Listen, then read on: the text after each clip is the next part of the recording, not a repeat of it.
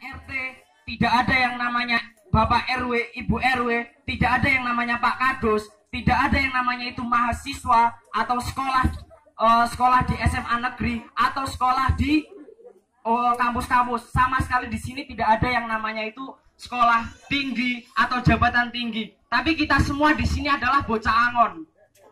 Kita semua di sini adalah bocah angon. Jabatan sekolah tinggi, sekolah di universitas sama sekali itu tidak berguna ketika nggak dipergunakan untuk silaturahmi, ketika nggak dipergunakan untuk berbaur dengan masyarakat sekalian. Banyak sekarang orang yang lupa, banyak sekarang orang yang lalai ketika dia udah memiliki jabatan, ketika dia udah sekolah tinggi, ilmunya tinggi, tapi kenapa kok malu untuk berbaur sama masyarakat? Nggak ada gunanya sama sekali untuk orang-orang yang seperti itu. Jadi tujuannya malam ini kita semua berkumpul di situ. Nggak ada yang namanya sekarang kelas sosial, nggak ada perbedaan. Semua kita di sini tuh sama, dari bapak-bapak, dari adik-adik, dari bocah nol, semua di sini sama. Saya menganggap bahwa Mas Talim, bahwa ibu-ibu sekarang di sini dan adik-adik, kita semua di sini adalah bocah angon. Ini tempatnya kita gitu. Kita semua di sini adalah bocah angon. Ketika nggak ada ya, jadi semua di sini lungguh bareng. Derajatnya kita itu sama, di mata Gusti Allah kita itu sama, nggak ada bedaan. Ibu saya guru, atau dia PNS, atau dia Bapak Kadus, atau dia Mbah Lurah, itu sama sekali nggak ada. Kita semua di sini adalah bocah angon. Saya meminta semangat dari kalian ketika saya bilang gubuk kreatif, kalian menjawab songgo bareng istimewa, oke? Gubuk kreatif. Kurang kompak ya. Ketika saya bilang gubuk kreatif, kalian menjawab songgo bareng istimewa, oke? Gubuk kreatif. Songgo bareng istimewa. Tepuk tangan untuk kita semua di sini. Sebelum itu saya akan mengenal lebih dalam ya. Ini tentang gubuk kreatif ya. Tentang gubuk kreatif itu intinya di sini kita ingin menciptakan bahwa sekolah itu nggak harus berada di sekolahan terus.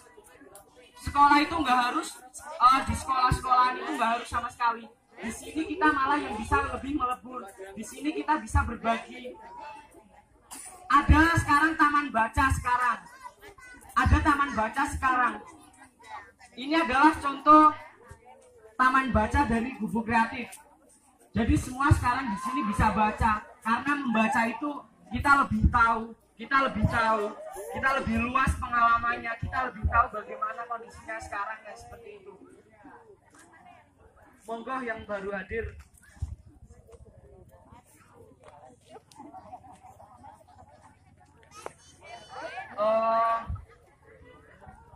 Ya guys, sekiranya lagi di gubuk kreatif, jangan lupa taman baca. Bapak Ibu dan adik-adik semua jangan memandang saya itu beda. Saya berdiri di sini, saya berdiri tegak di sini.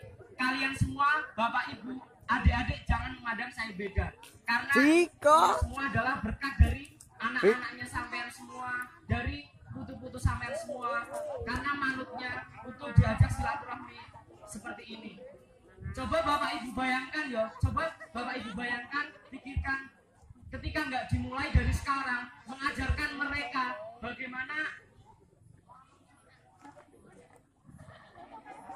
nggak mengajarkan bagaimana cara dia bersilaturahmi. Saya yakin ya, Bapak Ibu bisa bilang ke anak-anaknya sampean, ke putu-putunya sampean, kalau di sekolah itu diajarkan nggak bagaimana tata krama, bagaimana dia menghadapi kelas sosial di masyarakat, bagaimana dia mengucapkan assalamualaikum ketika bertemu tetangga, itu nggak ada sama sekali. Tapi semoga adanya gubuk kreatif ini kita lebih tahu, kita lebih bisa guyup rukun lagi. Karena saya dapat pengalaman seperti ini dari petani. Dari petani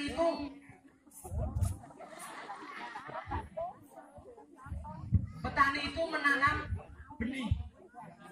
Seorang petani itu menanam benih. Ketika benih itu tumbuh, ketika benih itu ditanam, harapan dari petani apa? Tumbuh besar dan bisa ditunai. Itu adalah harapan petani.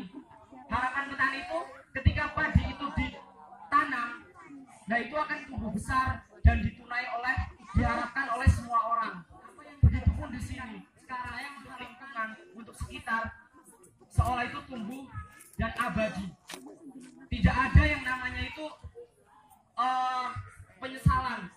Ketika sekarang kita nggak mau untuk hidup bermasyarakat, itu akan nyesal tua nanti. Saya itu berawal dari sebuah kegelisahan atau saya dari kok anak-anak sekarang itu pada mainan HP semua gitu. Kok pada sekarang anak adanya nge-game, itu juga nggak bisa disalahkan.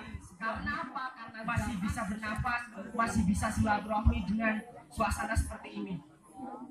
Untuk juga pemilik rumah, untuk pemilik tanah, kita doakan semoga bahwa udara kita sekarang hidup udara sama sekali nggak bayar, nggak bayar.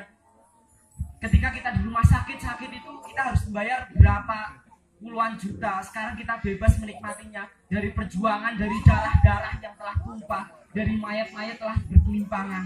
Saya memohon, saya meminta satu buah Al-Fatihah dari kalian semua.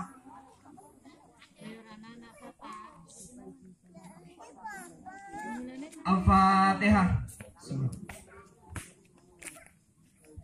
Iya benar.